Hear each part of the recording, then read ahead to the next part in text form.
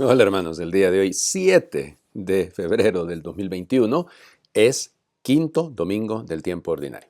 Próximo domingo, sexto domingo, y se nos va a acabar el tiempo ordinario en esta primera etapa, porque ya el 17 de febrero, como lo saben, comenzaremos el tiempo de la Cuaresma, será miércoles de ceniza. O sea que nos restan 10 días, 11 días para llegar al miércoles de ceniza, al inicio de la Cuaresma. Vivamos pues este tiempo ordinario en lo que él significa. Esta semana tendremos lógicamente la celebración el día 11 de el día de la Jornada Mundial de los Enfermos, ¿no? Porque será día de Nuestra Señora de Lourdes. O sea que es una celebración importante y tenemos que prepararla muy, pero muy bien para que tenga un sentido. Lógico, no podremos hacer lo que hacemos en otros años, ¿no? Porque por la pandemia no se nos permite. Pero de que hay enfermos, por favor. Bien. Y yo les invito a orar muchísimo, muchísimo por nuestros enfermos. Bueno, vamos, primera lectura. Está tomada del libro de Job. Cuidadito dicen el profeta Job. No, Job es un libro sapiencial. O sea, es un libro como la sabiduría, el eclesiástico, el eclesiastés.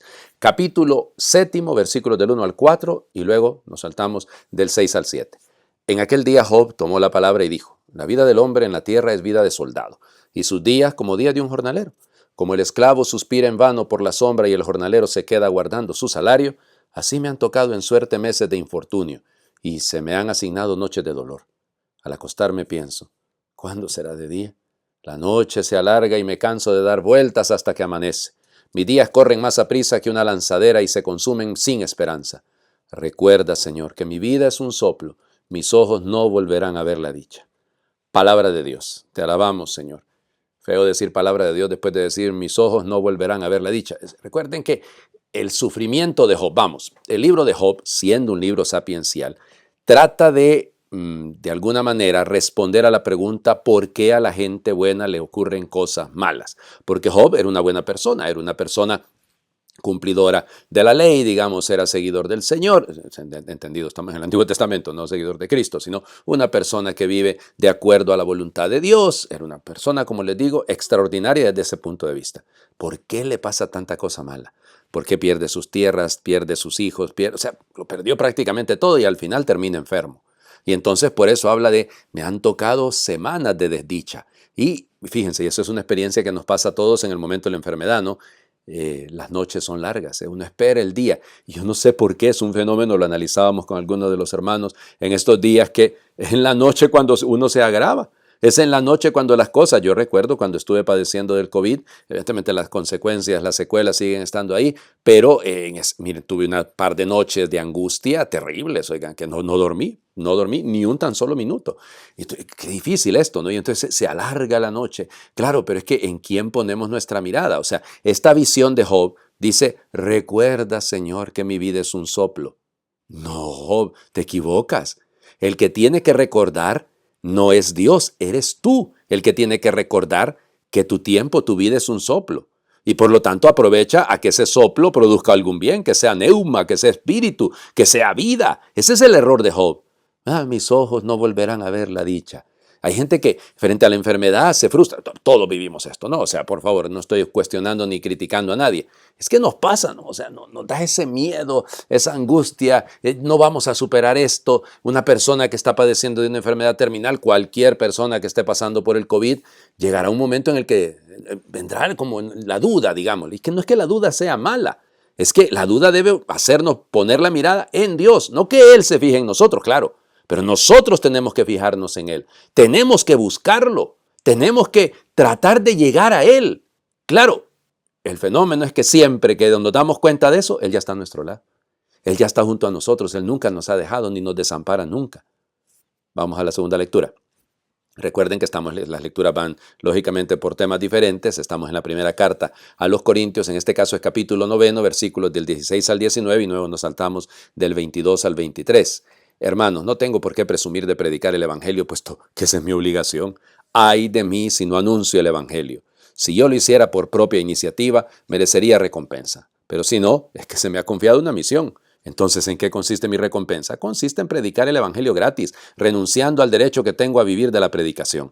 Aunque no estoy sujeto a nadie, me he convertido en esclavo de todos, para ganarlos a todos. Con los débiles me hice débil, para ganar a los débiles me he hecho todo a todos, a fin de ganarlos a todos. Todo lo hago por el Evangelio, para participar yo también de sus bienes. Palabra de Dios. Te alabamos, Señor. Perfecto. Ay de mí si no evangelizo. Pienso en este momento en mi arzobispo, les he comentado un par de días atrás que él está con COVID. Gracias a Dios, al momento que estoy grabando, al menos está estable dentro de lo que cabe por su edad y su situación. Pero esa es una de sus frases preferidas. Ay de mí si no evangelizo. Él siempre nos dice que si se le pusiera un estetoscopio al corazón de Pablo, es eso lo que se escucharía. Ay de mí si no evangelizo. Ay de mí si no evangelizo. Porque es esto, la vida nuestra es eso, es ser evangelio y ser evangelizadores. Ojo con lo que estoy diciendo. Ser evangelio. Porque como dice el Papa Francisco tantas veces, ¿no? Para muchas personas la única página del evangelio que van a conocer somos nosotros. Y lamentablemente algunas veces no leen el Evangelio, sino el pesimismo de Job o el pesimismo del libro del Eclesiastés, ¿no? Bueno, en fin, el tema es este, ¿no? Cuidado. Nosotros estamos, Pablo nos dice, hombre, ¿cómo voy a presumir de esto si es mi obligación? Qué bonito esto, ¿no? El orgullo, privilegio que tengo yo de ser sacerdote, el privilegio que tengo. ¿Qué es eso? Es eso nuestra obligación. Esa es la belleza de esto. Y por eso, ¿cuál es mi paga? El mismo Evangelio. Me he hecho todo con todos. Ahí es donde entra el problema. Es que muchas veces nosotros, predicadores, evangelizadores, llamados a hacer vida el Evangelio, como que nos volvemos dueños de él, ¿verdad? Como que nos volvemos, qué sé yo, los únicos que pueden interpretar bien lo que la Biblia dice. Los únicos que pueden... Nada, ¿qué es esto? O sea, nada de eso. O sea, la humildad es necesaria frente a esto. Por eso Pablo lo dice. Ya. ¿En qué consiste mi vida? En predicar el Evangelio gratis, aunque tengo derecho a vivir, lógicamente, la predicación, lo dice Pablo. A vivir de la predicación, no a enriquecerse con la predicación, como ocurre muchas veces con que hay algunos que llegan a ser, Dios mío, millonarios a costa del Evangelio. Y yo no creo que el Evangelio sea para eso, ¿no? El Evangelio es precisamente ya un premio, ya una bendición, ya una gracia extraordinaria. De eso vivimos. Entonces, el gran tema, como les digo, es me he hecho todo con todos para ganarlos a todos. Cuesta esto, ¿no? En nuestro mundo, porque es que hacerse todo con todos no significa rebajarse a actuar como actúan todos. Y cuidado con lo que estoy diciendo. Digo rebajarse no en el mal sentido, no es una palabra para despreciar. No, es que entonces para ganarme a alguno, yo tengo, no, débil con los débiles, sí. Llora con los que lloran, ríe con los que ríen, fantástico. Pero no es que el que está actuando mal, entonces voy a actuar mal yo para estar con él. No. O sea, lo propio del evangelizador, lo propio del misionero, es ser también anuncio y denuncia. Es ser consciente de hacerme todo para todos, es porque estoy buscando el bien de todos. Lo que se llama en buen sentido de la doctrina social de la iglesia, el bien común. Entonces, por lo tanto, aunque yo no estoy sujeto a nadie, dice Pablo, bueno, nosotros sí estamos sujetos por obediencia, me he convertido en esclavo de todos. Qué belleza, al servicio de todos. Ahí está.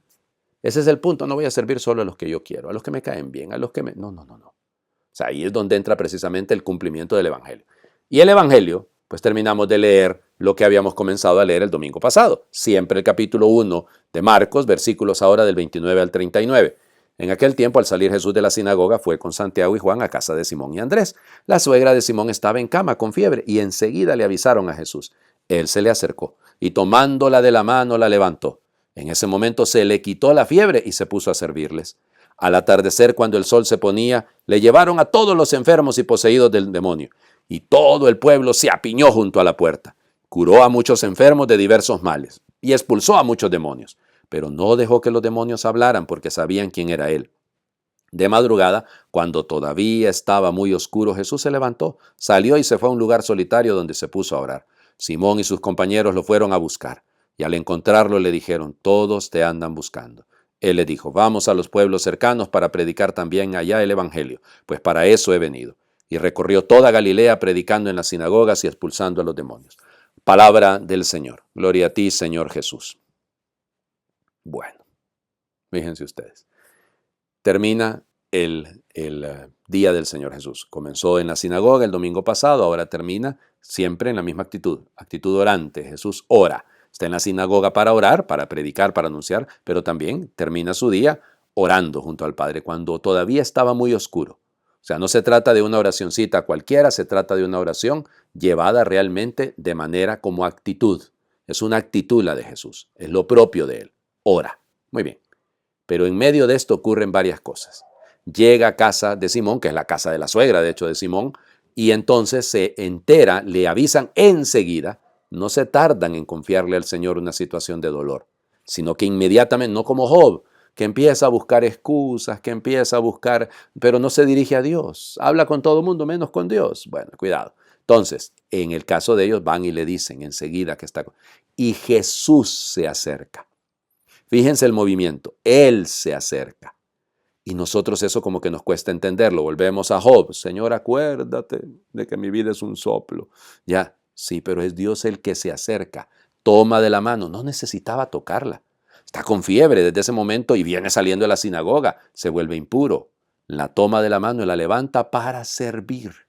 La pone en pie para, ay de mí si no evangelizo, para ser servidora. El Señor se acerca, nuestro dolor se acerca, nuestro sufrimiento, para que nos volvamos servidores, no para que nos gloriemos y nos ensalcen por lo vivido, no, sino para señalarle a Él, para levantarnos a servir. Para eso cura nuestras enfermedades, para eso se acerca a nosotros. Luego, el fenómeno, ¿no? Al caer el sol, claro, porque termina el Shabbat, termina el sábado, se apiñó todo el pueblo. Todos te andan buscando, le van a decir luego, Simón Pedro le va a decir eso, ¿no? Todos lo buscaban. Pero entonces, vuelvo al tema. Primera cosa, ¿por qué busco al Señor? Segunda cosa, y eso es muy delicado, ¿no? Y me doy cuenta que Él me está buscando a mí. Me doy cuenta que Él también ha venido a mí.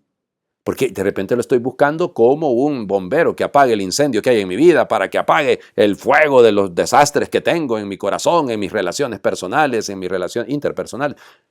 ¿Qué es este Dios? Un proveedor, es que tengo una necesidad que Dios me provea. No, cuidado, fíjense, la suegra de Pedro, él le busca, él la levanta, ella se pone a trabajar, se pone a servir. Nosotros ese movimiento deberíamos de repetirlo. Busco a Dios para ser servidor o para ser servido.